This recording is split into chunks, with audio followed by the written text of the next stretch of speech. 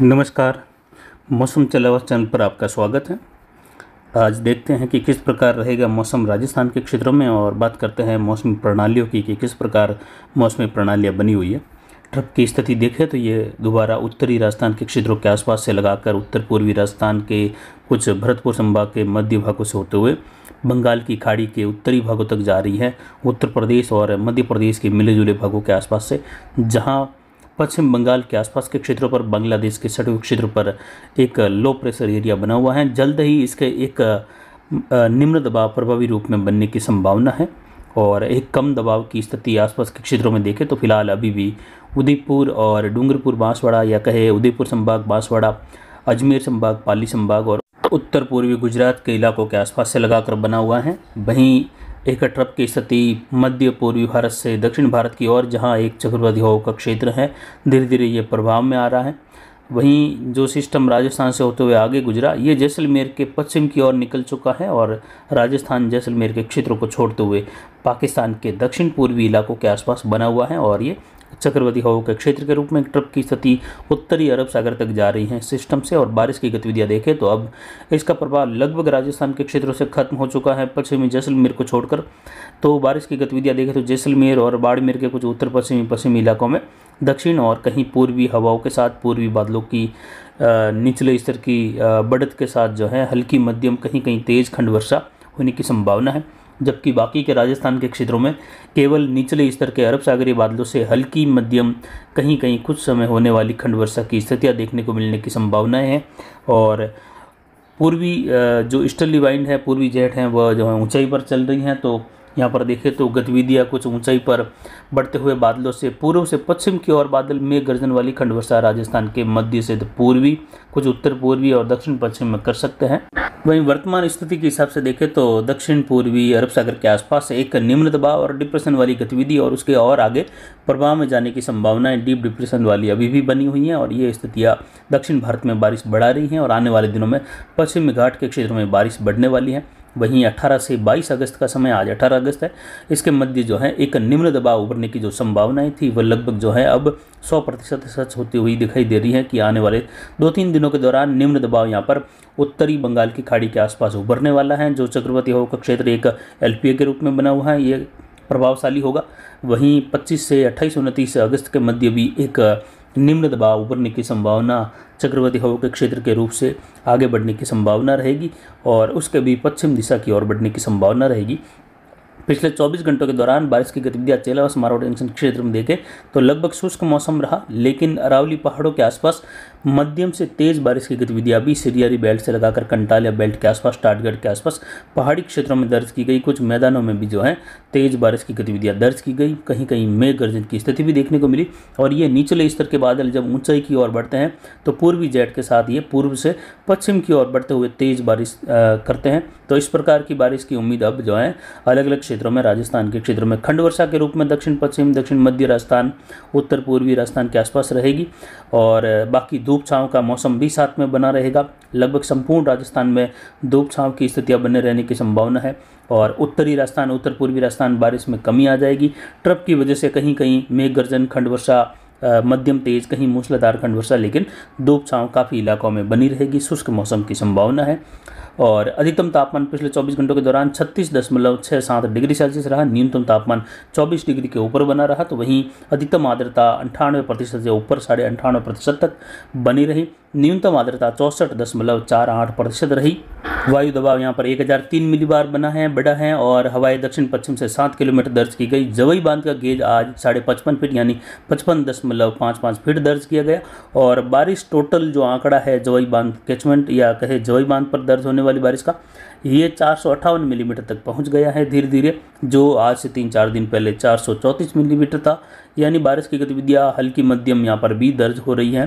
तो अब आने वाले दिनों के दौरान जवई बांध क्षेत्र पर या कहे जवई बांध पर दर्ज होने वाली बारिश का आंकड़ा 150 से 300 मिलीमीटर, हालांकि 150 मिलीमीटर प्लस ही रहेगा, लेकिन 150 से लगाकर 300 मिलीमीटर तक बारिश दर्ज होने की संभावना जवई बांध पर बनती हुई दिखाई दे रही है। 23 अगस्त से लगाकर 27-28 अगस्त के मध्य के दौर के समय ये बारिश की गतिविधियाँ दर्ज होगी और सिरोही और राजसमंद उदयपुर संभाग के क्षेत्र हैं और विशेषकर उदयपुर कैचमेंट एरिया जो है, उदयपुर क्षेत्र गोगुंदा सायरा बेल्ट जो जवई बांध कैचमेंट एरिया है, वहाँ से बाली और फालना के क्षेत्र हैं, देसूरी से लगाकर पाली अरावली रेंज, टाटगढ़ से लगाकर देवगढ़ होते हुए यहाँ पर भारी से बहुत भारी वर्षा होने की संभावना पहाड़ी क्षेत्र में रहेगी। और यहीं से पाली संभाग के भी दक्षिणी इलाकों के आसपास सिरोही से लगाकर जालोर, सांचौर, भिनमाल की ओर भी आने वाले दिनों में भारी से बहुत भारी वर्षा होने की संभावना है। अनार बेल्ट में भी भारी वर्षा की गतिविधियां देखने को मिलेगी। फिलहाल अनार बेल्ट में मौसम शुष्क बने रहने से किसान भाइयों के लिए सलाह रहेगी अगले 3-4 दिनों तक जो है मौसमी स्थितियों का फायदा लेते हुए स्प्रे का कार्य करते रहे। हालांकि दक्षिण पश्चिमी अरब सागरीय बादलों का आवागमन कहीं कहीं संघनित होते हुए बादल हल्की मध्यम कहीं तेज बारिश कुछ समय के लिए करते रहेंगे, तो इस प्रकार की बारिश को ध्यान में रखते हुए अपने स्प्रे के कार्य करते रहे।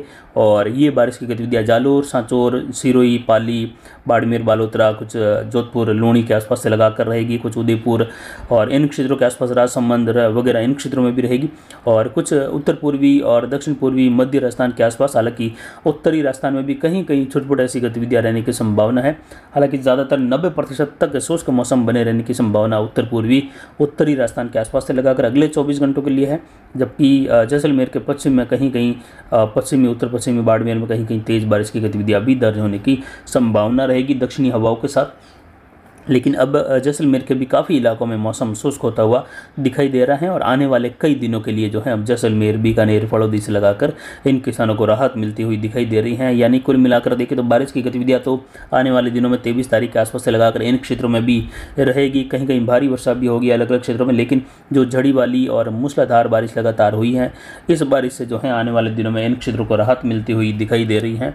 यानी बारिश की गतिविधियों का पैटर्न बदलते हुए बारिश तो आएगी लगभग 24 के आसपास, 25 के आसपास खंड वर्षा के रूप में कहीं कहीं मध्यम से भारी भी रहेगी, लेकिन बहुत बड़े इलाके शुष्क भी बने रहेंगे और काफ़ी दिनों तक जो है स्थितियाँ यहाँ पर कुछ खंड वर्षा वाली रहेगी। पूर्वी हवाओं का चलन भी रहेगा आने वाले दिनों के दौरान। जब ट्रफ दक्षिण होगी तो ट्रफ के उत्तर से दक्षिण झुकाव के साथ कुछ बारिश की गतिविधियां बढ़ेगी, लेकिन अब जो है काफ़ी राहत जो है इन क्षेत्रों में रहेगी और आने वाले अगर 2 सप्ताह तक भी इन क्षेत्रों में बारिश बिल्कुल न हो तो इन किसानों के लिए राहत, फसलों के लिए राहत रहेगी।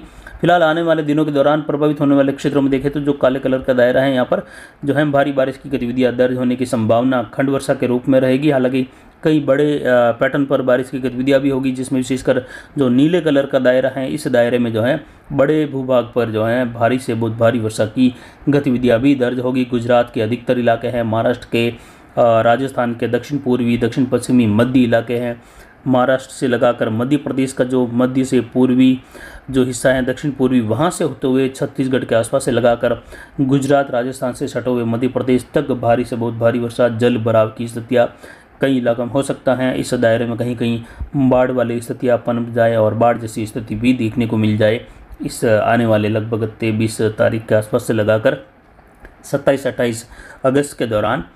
और फिलहाल अगले 24 घंटों के लिए देखें तो यहाँ पर गंगानगर, हनुमानगढ़, अनूपगढ़, चूरू इन क्षेत्रों में लगभग मौसम बादलों की आवाजाही धूप छाँव के बीच में शुष्क बना रहेगा। दक्षिण पश्चिमी हवाओं का रुख भी रहेगा हल्की मध्यम, कहीं दक्षिणी हवाओं का ट्रफ की स्थिति बनी हुई है, कहीं कहीं मेघ गर्जन वाले बादल बनते हुए खंड वर्षा की संभावना रहेगी। लेकिन फिलहाल बड़ी बारिश की संभावनाएं आने वाले 3-4 दिनों तक नहीं है, लेकिन हल्की मध्यम खंड वर्षा कहीं कहीं होती रहेगी ट्रफ के दायरे के कारण, क्योंकि ट्रफ की स्थिति गंगानगर, हनुमानगढ़ से लगाकर पंजाब, हरियाणा के मिले जुले भागों के आसपास बने रहने की संभावना है।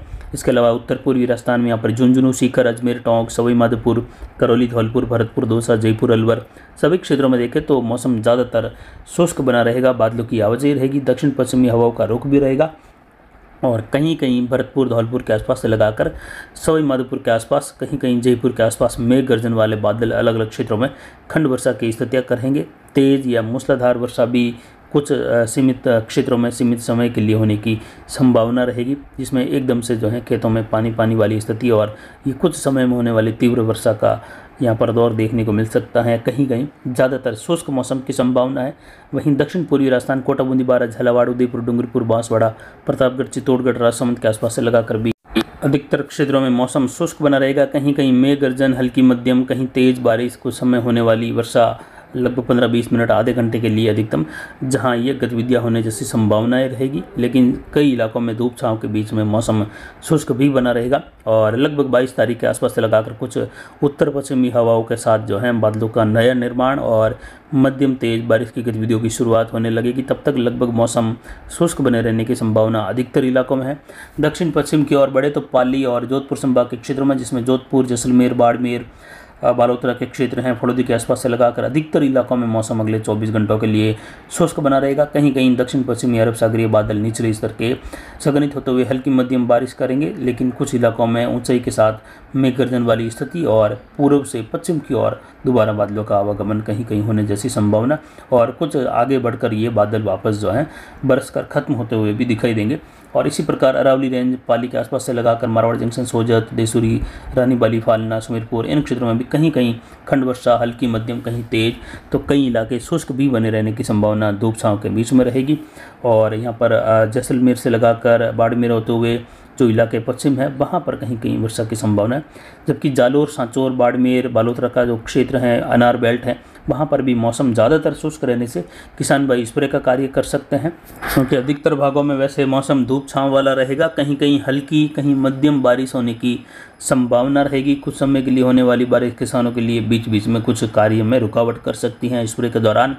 यहाँ पर सिवाना बेल्ट से लगाकर काखी, कुंडल, पादरू बेल्ट, जीवाना, दहिवा और बालोतरा, जागसा, यहाँ से लगाकर कुछ टापरा होते हुए और यहाँ साइला बेल्ट के आसपास से लगाकर भी देखें तो गुड़ा मलानी तक का जो क्षेत्र है लगभग शुष्क, लेकिन कहीं कहीं नीचले स्तरीय बादल संघनित होते हुए बारिश की गतिविधियां करेंगे। लेकिन ज़्यादातर किसान भाई यहाँ पर स्प्रे का कार्य कर सकते हैं। अपने इथरेल का कार्य करना है या किसी भी प्रकार के कीटनाशक का, फंगिसाइड का, वह अब जो है आने वाले 3-4 दिनों के दौरान कर सकते हैं। दोबारा 23-24 तारीख से मौसम बदलेगा, इसलिए ये कार्य पहले आप कर सकते हैं। और जल्द ही अनार बेल्ट के लिए जानकारी का वीडियो अब जल्द ही दिया जाएगा, जिसमें आने वाले दिनों के दौरान किसान भाइयों को किन किन रोगों का सामना करना पड़ सकता है, कितनी इंटेंसिटी रह सकती हैं और कहाँ तक जो है ये प्रकोप बना रहेगा आने वाले दिनों में, आर्द्रता को देखते हुए, मौसम को देखते हुए। तो फिलहाल अभी की जानकारी के लिए इतना ही। नमस्कार, जय हिंद, जय भारत।